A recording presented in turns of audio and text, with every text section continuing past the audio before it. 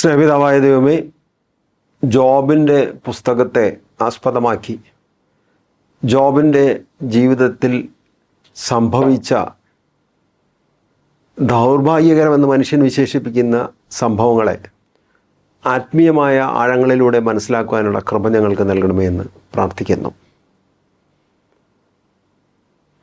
Programme കാണുകയും കേൾക്കുകയും ചെയ്യുന്ന മുഴുവൻ ആളുകളെയും അനുഗ്രഹിക്കണമെന്ന് പ്രാർത്ഥിക്കുന്നു. പൈശാചിക പീഡകൾ നേരിടുന്ന ആരെങ്കിലും ഉണ്ടെങ്കിൽ അവരെ വിടുവിക്കണമെന്ന് യേശുവിൻ്റെ നാമത്തിൽ ഞങ്ങൾ പ്രാർത്ഥിക്കുന്നു. നമുക്കിന്ന് ജോബിൻ്റെ പുസ്തകത്തിൽ 1-2 അധ്യായങ്ങളിലായിട്ട് കാണുന്ന ആത്മീയ ചിന്തകളെ മനസ്സിലാക്കുവാനായിട്ട് നമുക്ക് ശ്രമിക്കാം. ജോബിൻ്റെ പുസ്തകത്തിൽ അതിൻ്റെ ആമുഖ സന്ദേശം തുടങ്ങുന്നിടത്ത് നമ്മളിങ്ങനെയാണ് വായിക്കുന്നത്: നീതിമാൻ എന്തിന് ക്ലേശങ്ങൾ സഹിക്കണം?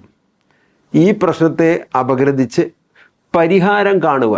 നീതിമാൻ എന്തിന് ക്ലേശങ്ങൾ സഹിക്കണം? നമ്മുടെ നാട്ടിലെ സാധാരണ രീതിയിൽ മോശമായ ജീവിതം നയിക്കുന്ന ആൾക്ക് ചിലപ്പോൾ ഒരു അപകടം പറ്റുന്നു, രോഗം വരുന്നു, മരണപ്പെടുമ്പോൾ പലപ്പോഴും പറയാറുള്ളതാണ്, അവൻ അങ്ങനെ വേണം, അവൻ എന്തൊക്കെ കാട്ടിക്കൂട്ടിയാണ് ജീവിച്ചിരുന്നത്, അവൻ എന്തൊരു അഹങ്കാരമായിരുന്നു, അവനത് സംഭവിച്ചത് നല്ലതാണ് എന്ന് പറഞ്ഞു കഴിഞ്ഞാൽ നീതിരഹിതരായിട്ട് ജീവിക്കുന്ന ആളുകൾക്ക് എന്തെങ്കിലും ശിക്ഷയൊക്കെ കിട്ടുകയാണെങ്കിൽ, അല്ലെങ്കിൽ അവരുടെ വീട്ടിൽ എന്തെങ്കിലും ദൗർഭാഗ്യകരമായ സംഭവം ഉണ്ടാകണമെങ്കിലും പലർക്കും സന്തോഷമാണ്. അതേസമയം നീതിമാന്മാരായിട്ടുള്ള ആളുകൾക്ക് എന്തെങ്കിലും സംഭവിക്കുകയാണെങ്കിൽ ആളുകൾ പറയും, ഞാൻ എന്തോരം പ്രാർത്ഥിച്ചു, എത്ര പ്രാവശ്യം വേളാങ്കണ്ണി പോയി, എത്ര പ്രാവശ്യം മലയാറ്റൂർ പോയി, ഇതൊക്കെ കഴിഞ്ഞിട്ട് എൻ്റെ കുടുംബത്തിൽ സംഭവിച്ചു, എൻ്റെ മകന് ജോലി ശരിയായില്ല, എൻ്റെ മകൾക്ക് പോകാൻ കഴിഞ്ഞിട്ട് മക്കളായില്ല, അല്ലെങ്കിൽ മറ്റേത് എൻ്റെ മകൻ്റെ വീട് പണി തുടങ്ങിയിട്ട് പൂർത്തീകരിക്കാൻ പറ്റിയില്ല, അല്ലെങ്കിൽ വണ്ടി തട്ടി. ഇതൊക്കെ കാരണങ്ങളായിട്ട് പലപ്പോഴും നമ്മൾ ചൂണ്ടിക്കാണിക്കാൻ. അപ്പോൾ നീതിമാൻ ക്ലേശം ഉണ്ടാവരുത്, നീതിരഹിതർക്ക് ക്ലേശങ്ങൾ ഉണ്ടായിക്കോട്ടെ എന്ന ഒരു പൊതു ചിന്തയാണ് നമ്മുടെ മനസ്സിലുള്ളത്. ഈ പശ്ചാത്തലത്തിൽ നിന്നുകൊണ്ട് പൈശാചിക പീഡയുമായി ബന്ധപ്പെടുത്തിക്കൊണ്ടുള്ള ഒരു ചിന്തയാണ് 1-2 അധ്യായങ്ങളിൽ നമ്മൾ കാണുന്നത്.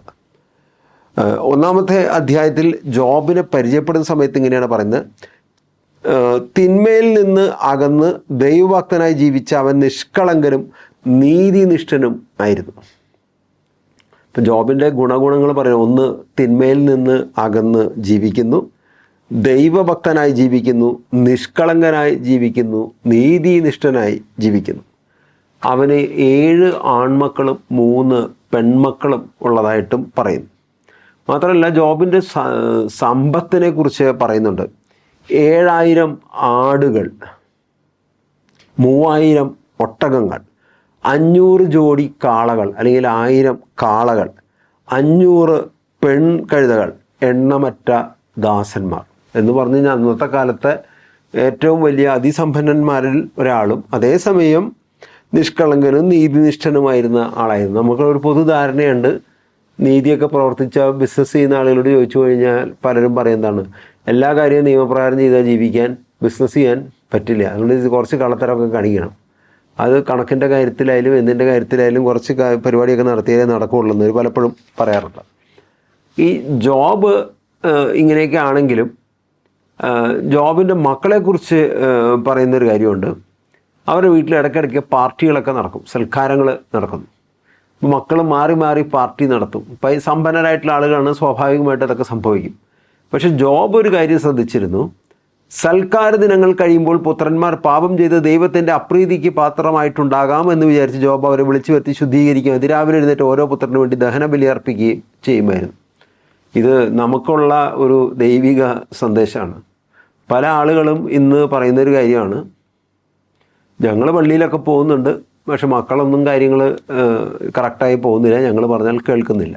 പക്ഷെ ഇവിടെ വളരെ ശക്തമായ എന്താ പറയുക, ഡിസിപ്ലിനറി ആക്ഷൻ എന്നൊക്കെ പറഞ്ഞ പോലെ സൽക്കാര ദിനങ്ങൾ കഴിയുമ്പോൾ പുത്രന്മാർ പാപം ചെയ്ത്, പാർട്ടിക്കൊക്കെ പോയി പുത്രന്മാർ വല്ല പാപം ചെയ്ത് വെള്ളടിക്കുക എന്തെങ്കിലുമൊക്കെ ചെയ്ത് കുഴപ്പമുണ്ടായിട്ടുണ്ടെങ്കിൽ ദൈവത്തിൻ്റെ അപ്രീതിക്ക് പാത്രമായിട്ടെന്ന് വിചാരിച്ച് ജോബ് അവരെ വിളിച്ചു വരുത്തി ശുദ്ധീകരിച്ചു. എന്ന് പറഞ്ഞാൽ ഒരു വിശദീകരണം സംഭവിക്കാൻ ചെയ്യുന്ന ഒരു കാര്യമാണ് തലയിൽ കരങ്ങളെ വെച്ച് പ്രാർത്ഥിക്കുകയും ഓരോ പുത്രന് വേണ്ടി ദഹനബലികൾ അർപ്പിക്കുകയും ചെയ്തു. എന്തെങ്കിലും പാപം ഓരോരുത്തരും ചെയ്തിട്ടുണ്ടെങ്കിൽ അവർക്കൊക്കെ വേണ്ടി ദഹനബലി അർപ്പിക്കുകയും ചെയ്തു. ഇങ്ങനെ നീതിമാനായി നീതിനിഷ്ഠനുമായി ജീവിക്കുന്ന ജോബിനെ കുറിച്ച് ഒരു ദിവസം ഭൂമി മുഴുവൻ ചുറ്റി സഞ്ചരിച്ചുകൊണ്ട് ദൈവസന്നിധിയിലെത്തിയ സാത്താനോട് ദൈവം തന്നെ ചോദിക്കുകയാണ്, ജോബിനെ പോലെ സത്യസന്ധനും നിഷ്കളങ്കനും ദൈവത്തെ ഭയപ്പെടുന്നതിനും തിന്മയെന്നാകുന്ന ജീവിക്കുന്നതിനുമായി ഭൂമുഖത്ത് വേറെ ആരെങ്കിലും ഉണ്ടോ?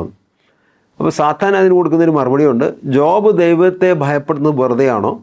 അവനും അവൻ്റെ ഭവനത്തിനും സമ്പത്തിനും ചുറ്റും വേലി കെട്ടി സുരക്ഷിതത്വം നൽകിയിരിക്കുകയാണല്ലോ.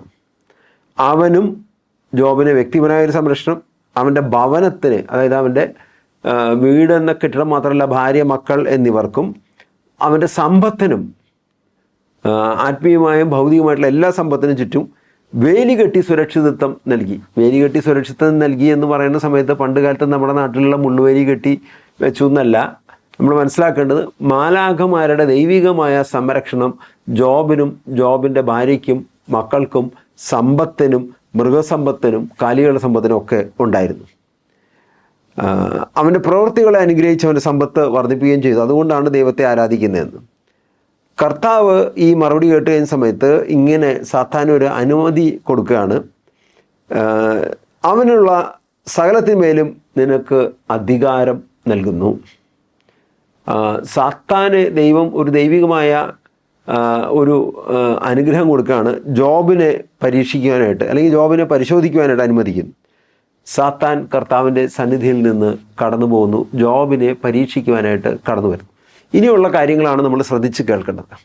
നമുക്ക് പലപ്പോഴും പല ആളുകളും പറയാണ്ട് ഭയങ്കര പൈശാചിക പീഡയാണ്, പൈശാചികമായ ഉപദ്രവമാണ്, അതാണ് ഇതാണെന്നൊക്കെ പറയാറുണ്ട്. എന്നെ കാണാനായിട്ട് വ്യക്തിപരമായിട്ട് കാണുവാനും സംസാരിക്കുവാനും പ്രയാസങ്ങളൊക്കെ പങ്കുവയ്ക്കാനൊക്കെ വരുന്ന പല ആളുകളും പറയാറുള്ളത് ഈ പൈശാചിക പീഡയുമായി ബന്ധപ്പെട്ടിട്ട് പറയുന്ന പ്രധാനപ്പെട്ട ചില കാര്യങ്ങൾ. ഞങ്ങൾ പണ്ട് അമ്പലപ്പറമ്പായിരുന്നൊരു പറമ്പിലാണ് താമസിക്കുന്നത്. ആ സ്ഥലം മേടിച്ച് അന്ന് തൊട്ട് ഞങ്ങളുടെ ബിസിനസ് മോശമായി. ആ സ്ഥലം മേടിച്ച് താമസിച്ചപ്പോൾ തൊട്ട് ഞങ്ങളുടെ കുടുംബത്തിൽ പലവിധ രോഗങ്ങൾ വന്നു. അപ്പം ഞങ്ങൾ അത് അന്വേഷിച്ചു. അതിനെക്കുറിച്ച് അന്വേഷിച്ചപ്പോൾ പറഞ്ഞു, ഈ അമ്പലത്തിൽ നിന്ന് വേറൊരു അമ്പലത്തിലേക്ക് തേർവാഴ്ച നടക്കുന്നുണ്ട്. അതുകൊണ്ട് ഈ തേർവാഴ്ച പോകുന്ന റൂട്ടിലാണ് ഞങ്ങളുടെ വീട് നിൽക്കുന്നത്. അതുകൊണ്ടാണ് ഞങ്ങളുടെ വീടിൻ്റെ പ്രശ്നം മുഴുവൻ. അതുകൊണ്ട് വീട് വിറ്റ് വേറെ സ്ഥലത്തേക്ക് പോകാൻ വേണ്ടി ഒന്ന് പ്രാർത്ഥിക്കുക. ഇതാണ് പറയുന്ന ഒരു കേസ്. രണ്ടാമത് പറയുന്നു, അമ്പലത്തിൻ്റെ ചെറിയ അമ്പലമാണ്, ആ അമ്പലത്തിനേക്കാൾ ഉയരത്തിലാണ്, കൊട്ടിൽ പോലത്തെ അമ്പലമാണ്, അതിന് ആകെ 7 അടി ഉയരമുള്ളൂ. ഞങ്ങളുടെ വീടിന് 12 അടി ഉയരമുണ്ട്. അമ്പലത്തിനേക്കാൾ ഉയരത്തിലാണ് ഞങ്ങളുടെ വീട് നിൽക്കുന്നത്. അതുകൊണ്ടാണ് ഞങ്ങളുടെ വീട്ടിൽ വലിയ വലിയ പ്രശ്നങ്ങൾ ഉണ്ടാകുന്നത്. മൂന്നാമത് പറയുന്നു, ഞങ്ങളുടെ വീട്ടിലൊരു പണ്ട് ഞങ്ങൾ സ്ഥലം മേടിച്ചപ്പോൾ പറമ്പിനകത്ത് മുറിച്ചാണ് മേടിച്ചത്. പക്ഷേ ഒരു സർവേ നമ്പറിലോട്ട് വലിയ പറമ്പായിരുന്നു, അതിനകത്തൊരു പാമ്പുംകാവ് ഉണ്ടായിരുന്നു. അത് പാമ്പുംകാവുള്ള പറമ്പായിരുന്നുകൊണ്ട് ഇപ്പം ഞങ്ങൾക്ക് വലിയ സർപ്പദോഷം ഉണ്ട്. അതുകൊണ്ട് വലിയ പ്രതിസന്ധി കൂടെ കടന്നു പോകുന്നു എന്നൊക്കെയാണ് പറയാറുള്ളത്. ഇപ്പോൾ ഇത്തരം ആലോചന വരുന്ന സമയത്ത് നമ്മൾ മനസ്സിലാക്കേണ്ടതെന്ന് വെച്ചാൽ ഇതൊക്കെ പ്രകൃതിയുമായി ബന്ധപ്പെട്ടുകൊണ്ടോ അല്ലെങ്കിൽ ഭൗതികമായ ചില ആചാരങ്ങളുടെ ഭാഗമായിട്ടുണ്ടാകുന്ന ശരിയല്ലാത്ത വിശ്വാസത്തിൻ്റെ ഭാഗമാണ്. എന്നാൽ യഥാർത്ഥത്തിൽ ഒരു സാധാന്യ ആക്രമണം എങ്ങനെയാണ് നടക്കുന്നതെന്ന് നമ്മൾ മനസ്സിലാക്കണം. ഈ വിഷയം നമ്മൾ മനസ്സിലാക്കുന്ന സമയത്ത് നമ്മളിങ്ങനെ വായിക്കുന്നു, സാത്താനാണ് ഉപദ്രവിക്കുന്നത്.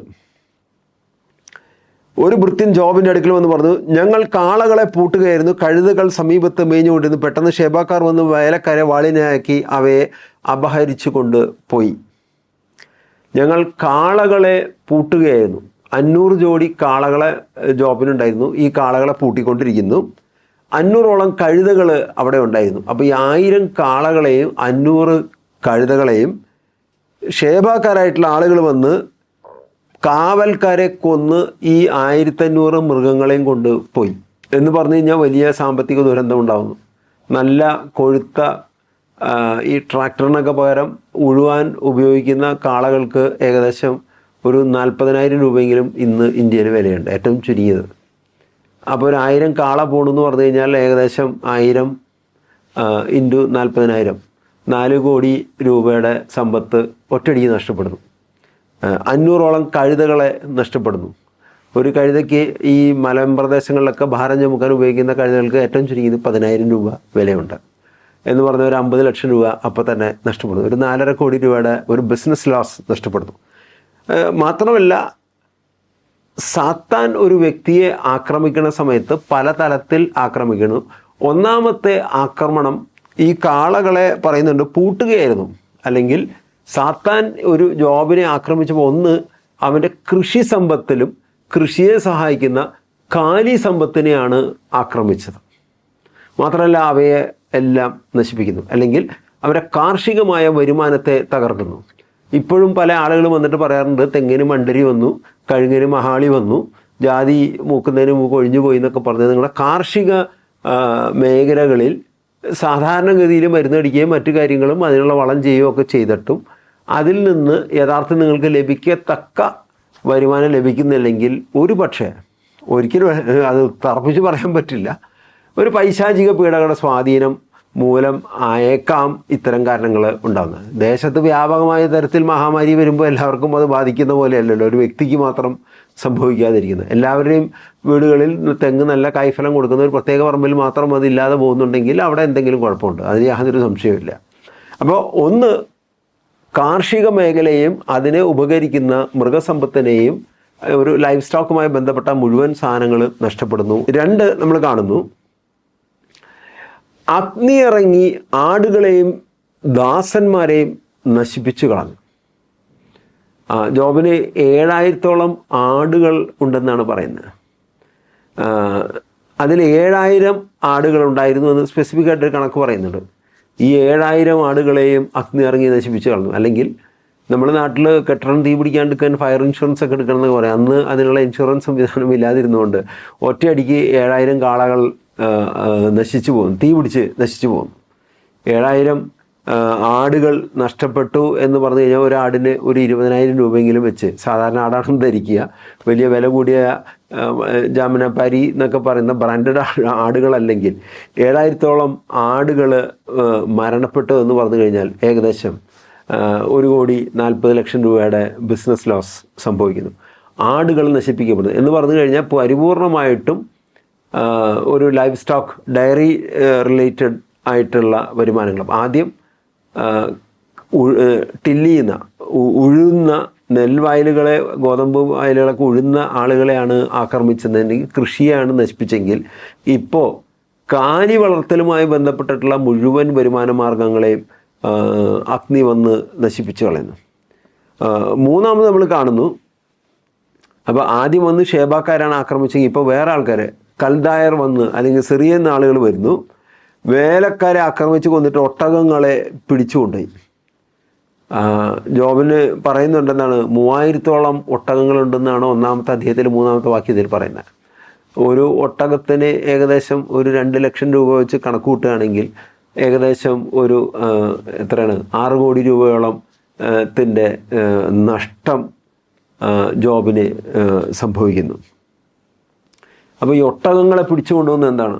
അവൻ്റെ ട്രാൻസ്പോർട്ടേഷൻ ഫെസിലിറ്റീസ്. ഈ കാലത്താണെങ്കിൽ നമ്മൾ ട്രാൻസ്പോർട്ടേഷന് ഓട്ടോറിക്ഷ, അല്ലെങ്കിൽ ചെറിയ മിനി ലോറി, ട്രക്ക്, അല്ലെങ്കിൽ വലിയ കണ്ടെയ്നർ, ഇതൊക്കെയാണ് നമ്മൾ ട്രാൻസ്പോർട്ടേഷൻ ഉപയോഗിക്കുന്നത്, അല്ലെങ്കിൽ റെയിൽവേ കാരിയറുകൾ, ഫ്ലൈറ്റുകൾ ഉപയോഗിക്കുന്നു. ഇപ്പോൾ സാത്താൻ ഒരു വ്യക്തിയെ ആക്രമിക്കുന്ന സമയത്ത് വളരെ സിസ്റ്റമാറ്റിക് ആയിട്ടാണ് ആക്രമിക്കുന്നത്. ഒന്ന്, അവൻ്റെ അഗ്രികൾച്ചറൽ ഇൻകം തടയുന്നു. 2, ഡയറി ഇൻഡസ്ട്രി വഴി അവന് ലഭിക്കുന്ന വരുമാനങ്ങൾ തടയുന്നു. 3, അവൻ്റെ ട്രാൻസ്പോർട്ട് കമ്മ്യൂണിക്കേഷൻ ഫെസിലിറ്റീസിനെ മുഴുവൻ തകർത്ത് കളയുന്നു. അവൻ ഇത് പറഞ്ഞുകൊണ്ടിരിക്കുന്ന സമയത്ത് തന്നെ പറയുന്നു, നിങ്ങൾ വീട്ടിൽ സൽക്കാരം വീഴുക, പെട്ടെന്ന് മരുഭൂമിയിൽ വീശിയ കൊടുങ്കാറ്റ് വീടിന് 4 മൂലയ്ക്കും പിടിച്ചു, അത് തകർന്നു വീണ് അവർ മരിച്ചുപോയി.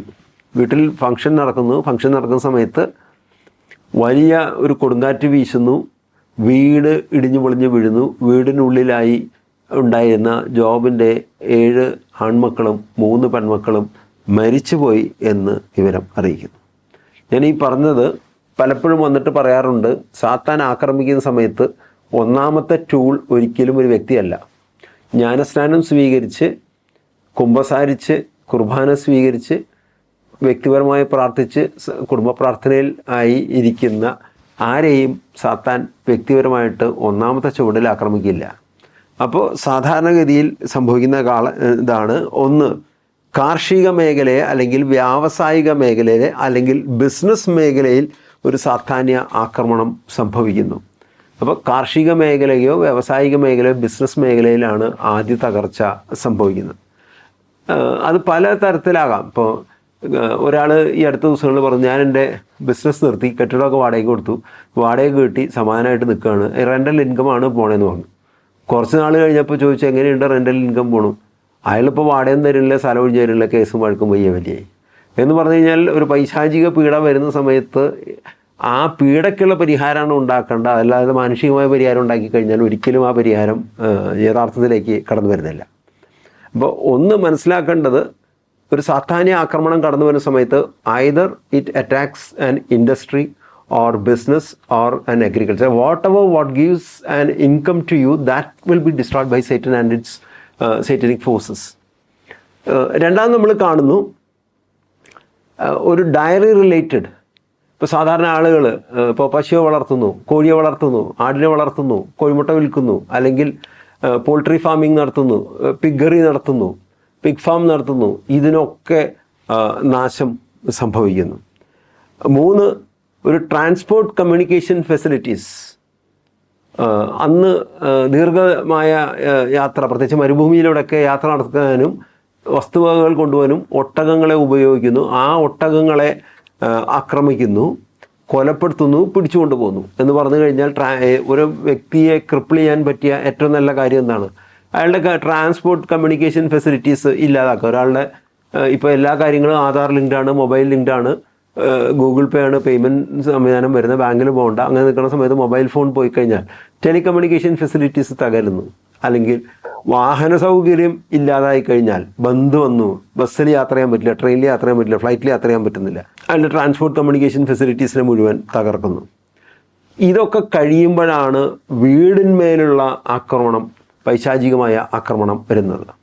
വീടിനെ ആക്രമിക്കുന്നു, വീടിൻ്റെ ഒരു സ്ട്രക്ചറൽ കെട്ടിടം തകർക്കുന്നു, കെട്ടിടത്തിൻ്റെ ഉള്ളിലുള്ള ആളുകളെ തകർക്കുന്നു. അതോടുകൂടി ടോട്ടൽ ലോസ് വരുന്നു. കുടുംബം അങ്ങനെ അവസാനിക്കുന്നു. 1, അവരുടെ അഗ്രികൾച്ചറൽ ഇൻകം അല്ലെങ്കിൽ അഗ്രികൾച്ചറൽ സോഴ്സുകളെ മുഴുവൻ നശിപ്പിക്കുന്നു. 2, ഡയറി റിലേറ്റഡ്, ഫാമിംഗ് റിലേറ്റഡ് സാധനങ്ങളെ മുഴുവൻ നശിപ്പിക്കുന്നു. 3, ട്രാൻസ്പോർട്ട് കമ്മ്യൂണിക്കേഷൻ ഫെസിലിറ്റി നശിപ്പിക്കുന്നു. ഇതെല്ലാം കഴിഞ്ഞാണ് പൈശാചിക ആക്രമണം. അതിൻ്റെ ക്ലൈമാക്സിന് വരുമ്പോഴാണ് വീടിന് നേരെ ആക്രമണം ഉണ്ടാവുകയും വീട്ടിലുള്ള ആളുകളൊക്കെ പൈശാചിക ആക്രമണം മൂലം മരിക്കുകയും ചെയ്യുന്നു. ഈ സന്ദർഭത്തിൽ ജോബ് നിരാശനായി പറയുന്നു. ജോബ് എഴുന്നേറ്റ് അങ്കി വലിച്ചു കീറി ശിരസ് മുണ്ഡനം ചെയ്തു. സാഷ്ടാംഗം വീണ് നമസ്കരിച്ചവൻ പറഞ്ഞു, അമ്മയുടെ ഉദരത്തിൽ നിന്ന് നഗ്നനായി ഞാൻ വന്നു, നഗ്നനായി തന്നെ ഞാൻ പിൻവാങ്ങും. കർത്താവ് തന്നു, കർത്താവ് എടുത്തു, കർത്താവിൻ്റെ നാമം മഹത്വപ്പെടുന്നു. ഇതുകൊണ്ടൊന്നും ജോബ് പാപം ചെയ്യുകയോ ദൈവത്തെ പഴിക്കുകയോ ചെയ്തില്ല. ഈ അവസാന വാക്കാണ് നമ്മുടെ മനസ്സിൽ ഏതെങ്കിലും തരത്തിലുള്ള ഈ രീതിയിൽ നിങ്ങളുടെ ബിസിനസ് മേഖലയിൽ ഒരു പൈശാചികമായ ആക്രമണം വരുന്നു, നിങ്ങളുടെ വരുമാന മേഖലയിൽ അല്ലെങ്കിൽ നിങ്ങളുടെ ഡയറി, പോൾട്രി, ഫാമിംഗ് റിലേറ്റഡ് മേഖലയിൽ, കൃഷി മേഖലയിൽ, ബിസിനസ് മേഖലയിൽ, ട്രാൻസ്പോർട്ട് മേഖലയിൽ, കമ്മ്യൂണിക്കേഷൻ മേഖലയിൽ, അല്ലെങ്കിൽ നിങ്ങൾ താമസിക്കുന്ന വീട്, അല്ലെങ്കിൽ നിങ്ങളുടെ മക്കൾ, ഇവർക്കൊക്കെ മരണം പോലും സംഭവിക്കുന്ന സാഹചര്യമൊക്കെ ഉണ്ടായാൽ പോലും ജോബ് അതിന് പറയുന്നുണ്ട്, ഇതുകൊണ്ടൊന്നും ജോബ് പാപം ചെയ്യുകയോ ദൈവത്തെ പഴിക്കുകയോ ചെയ്യില്ല. മാത്രമല്ല ദൈവനാമം മഹത്വപ്പെടുത്തുകയും ചെയ്യും. നമുക്കും ഏതെങ്കിലും തരത്തിലുള്ളൊരു പൈശാചിക പീഡ മൂലം അല്ലെങ്കിൽ നമ്മുടെ വ്യക്തിപരമായ ഏതെങ്കിലും നമ്മുടെ മിസ്മാനേജ്മെൻറ്റ് മൂലം പോലും സംഭവിക്കുന്ന കാര്യങ്ങൾക്ക് പോലും പലപ്പോഴും നമ്മൾ മറ്റൊരാളുടെ മേൽ പഴി ചാരാൻ ഒരു പ്രവണത നമ്മുടെ ഇടയിൽ ഉണ്ട്. ഈ അടുത്ത ദിവസങ്ങളിൽ ഒരു സഹോദരി എന്നെ കാണുവാനായിട്ട് കടന്നു വന്നു. വന്നിട്ട് പറഞ്ഞു, ഞങ്ങൾക്ക് ഭയങ്കര പൈശാചിക പീഡയാണ്, പൈശാചിക പീഡയിൽ നിന്ന് ഒരു വിടുതൽ പ്രാർത്ഥന ചൊല്ലി ഞങ്ങളെ വിടുവിക്കണം എന്ന് പറഞ്ഞു. അപ്പോൾ ഞാൻ ചോദിച്ചു എന്താ കുഴപ്പമെന്ന് ചോദിച്ചു. അപ്പോൾ പറഞ്ഞു, സാമ്പത്തിക മേഖലയിൽ ഞങ്ങൾ എന്ത് ചെയ്തിട്ടും ഞങ്ങൾക്ക് ഭയങ്കര ബുദ്ധിമുട്ടാണ്, പൈസ മുഴുവൻ നഷ്ടപ്പെടുത്തുകൊണ്ടിരിക്കുകയാണ്. അപ്പോൾ അത് കഴിഞ്ഞപ്പോൾ അവരെന്ത് ബിസിനസ് ചെയ്യേണ്ട ഡീറ്റെയിലൊക്കെ ചോദിച്ചു കഴിഞ്ഞപ്പോൾ ഞാൻ പറഞ്ഞു, നിങ്ങളുടെ ബിസിനസ്സിൽ നിന്നല്ല പണം പോയിരിക്കുന്നത്, വേറെ എങ്ങനെയാണ് പണം നഷ്ടപ്പെട്ടതെന്ന് ചോദിച്ചു. ചോദിച്ചപ്പോൾ അതിന് മറുപടിയില്ല. ഒരു ബിസിനസ് സീക്രട്ട് ആയതുകൊണ്ട് പറയുന്നില്ല, എങ്കിൽ പോലും പലപ്പോഴും ബിസിനസ്സിലെ മാനേജ് ചെയ്യാനുള്ള അജ്ഞത മൂലം പലപ്പോഴും പല കാര്യങ്ങളും സംഭവിക്കാറുണ്ട്. ഇതൊന്നും സാത്താനെ മഹത്വപ്പെടുത്താൻ ഉപയോഗിക്കരുത്. നിങ്ങൾക്ക് പറ്റുന്ന തെറ്റുകളെ തിരുത്തുക. അനാവശ്യമായ വായ്പ വാങ്ങി പരസ്യം കൊടുക്കുക. ഒരു ജ്വല്ലറി തകർന്നടിഞ്ഞതിൻ്റെ കാരണങ്ങൾ പ്രാർത്ഥിക്കാൻ എന്ന് പറഞ്ഞു ചെന്ന് കഴിഞ്ഞാൽ ചോദിച്ച കാര്യങ്ങളൊക്കെ ചോദിച്ച് ബാലൻസ് ഷീറ്റൊക്കെ നോക്കി കഴിഞ്ഞപ്പോൾ കണ്ടതെന്ന് വെച്ച് കഴിഞ്ഞാൽ ബാങ്കിൽ നിന്ന് ലോൺ എടുത്തിട്ടാണ് അവരെ ക്യാമ്പയിൻ നടത്തിയത്. ചില പരസ്യ ഏജൻസികൾ വന്നിട്ട് അത് അങ്ങനെ വേണം ഇങ്ങനെ വേണം എന്നൊക്കെ പറഞ്ഞ് തെറ്റായിട്ടുള്ള ചില ചിത്രങ്ങൾ പ്രചരിപ്പിക്കുകയും അത്തരം പരസ്യങ്ങൾ ചെയ്തു കഴിഞ്ഞാൽ സെയിൽസ് ഇത്ര കൂടുമെന്ന് ഇത്ര പ്രോഫിറ്റ് കിട്ടുമെന്നൊക്കെ പറഞ്ഞ് അവരുടേതായിട്ടുള്ള സ്ട്രാറ്റജി ഉപയോഗിച്ചുകൊണ്ട് അവർക്ക് പരസ്യം ചെയ്താലും പരസ്യം ഡിസൈൻ ചെയ്താലും അവർക്ക് കാശ് കിട്ടും. അതിനുവേണ്ടി ഒരു മിഡിൽ സൈസ്ഡ് ജ്വല്ലറിക്ക് താങ്ങാവുന്നതിനപ്പുറമുള്ള വായ്പകളെടുത്ത് പരസ്യം ചെയ്യിച്ച് ആ സ്ഥാപനത്തിനെ ഇല്ലാതാക്കി. അപ്പം ഇതൊന്നും സാത്താൻ്റെ തലയിൽ കെട്ടിവെക്കരുതെന്നാണ് ഞാൻ പറഞ്ഞത്. പക്ഷേ ഈ തകർച്ച വന്ന സമയത്ത് ജോബ് ചെയ്തത് പാപം ചെയ്യുകയോ ദൈവത്തെ പഴിക്കുകയോ ചെയ്തില്ല. പാപം ചെയ്യാതിരിക്കുകയും ദൈവത്തെ പഴിക്കാതിരിക്കുകയും ചെയ്തു കഴിഞ്ഞപ്പോൾ അവസാനം എന്ത് സംഭവിച്ചു കഴിഞ്ഞാൽ ഒരു ദൈവികമായ പരീക്ഷണം, ദൈവം അനുവദിച്ച പരീക്ഷണമായതുകൊണ്ട് അതിൻ്റെ അവസാനം നമ്മൾ മനസ്സിലാക്കുന്നു. ജോബ് തന്നെ ദൈവത്തിന് സമർപ്പിക്കുന്ന സമയത്ത് ജോബിൻ്റെ പുസ്തകത്തിൽ 42-ാമത്തെ അധ്യായത്തിൽ 12 മുതൽ വാക്യങ്ങൾ ഞാൻ വായിക്കാം. കർത്താവ് അവൻ്റെ ശേഷി ജീവിതം മുൻപിലത്തതിനേക്കാൾ ധന്യമാക്കി. വലിയ പ്രതിസന്ധികളും പ്രതികൂലങ്ങളൊക്കെ കടന്നുപോയെങ്കിലും കർത്താവ് അവൻ്റെ ശേഷി ജീവിതം മുൻപിലത്തതിനേക്കാൾ ധന്യമാക്കി. അവന് 14,000 ആടുകളും, അപ്പോൾ നേരത്തെ 7,000 ആടുകളാണ് ഉണ്ടായിരുന്നത്, ഇപ്പോൾ 14,000 ആടുകളും 6,000 ഒട്ടകങ്ങളും. മുൻപ് 3,000 ഒട്ടകങ്ങളുണ്ടായിരുന്നത്, അത് 6,000 ആയി. 1,000 ഏർ കാളകൾ, നേരത്തെ 500 കാളകളാണ് ഉണ്ടായിരുന്നത്. 1000 പെൺകഴുതകളും, മുൻപ് 500 പെൺകഴുതകളാണ് ഉണ്ടായിരുന്നത്. അവന് 7 പുത്രന്മാരും 3 പുത്രിമാരും ഉണ്ടായി. മുൻപ് 7 3 10 മക്കൾ തന്നെയാണ് ഉണ്ടായിരുന്നത്. പക്ഷേ ഇപ്പോൾ വീണ്ടും അവർക്ക് 10 മക്കൾ തന്നെ ജനിക്കുന്നു. ജമീമ, കെസിയ, കേരൻ ഹാപ്പുക്ക് എന്നൊക്കെ മക്കളുടെ പേരിടുന്നു. എന്നിട്ട് പറയുന്നത് ജോബിൻ്റെ പുത്രിമാരെ പോലെ സുന്ദരിയായ സ്ത്രീകൾ ആ ദേശത്തൊന്നും ഉണ്ടായിരുന്നില്ല. പിതാവ് അവർക്കും സഹോദരന്മാർക്കും അവകാശം കൊടുത്തു. അതിനുശേഷം ജോബ് 140 വർഷം ജീവിക്കുകയും മക്കളുടെ മക്കളുമായി 4 തലമുറ കാണുകയും ചെയ്തു. ഇപ്പോൾ ദൈവാനുഗ്രഹത്തിൻ്റെ ഒരു ലക്ഷണമാണ് 4 തലമുറ. ഈ പ്രോഗ്രാം കാണുകയും ഇത് കേൾക്കുകയും ചെയ്യുന്ന നിങ്ങൾക്ക് എല്ലാവർക്കും 4 തലമുറ കാണുവാനിടയാട്ടെ എന്ന് പ്രാർത്ഥിക്കുന്നു. ജോബ് പൂർണ്ണ ആയുസ്സ് പ്രാപിച്ച് വൃദ്ധനായി മരിച്ചു. അല്ലെങ്കിൽ ദൈവം ഈ ലോകത്ത് എത്ര നാളാണ് ജീവിക്കുവാൻ അനുവദിച്ചിട്ടുണ്ടെങ്കിൽ അത് ജീവൻ്റെ പുസ്തകത്തിലുള്ള കണക്കാണ്, നമുക്കറിയാവുന്ന കാര്യമല്ല. അതുകൊണ്ട് ദൈവം എത്ര നാളാണ് ഈ നമുക്ക് ജീവിക്കാൻ അനുവദിച്ചിട്ടുണ്ടെങ്കിൽ അത്രയും നാൾ സന്തോഷകരമായി ജീവിക്കുവാൻ ഇടയാകട്ടെ എന്ന് പ്രാർത്ഥിക്കുന്നു. ആമേൻ.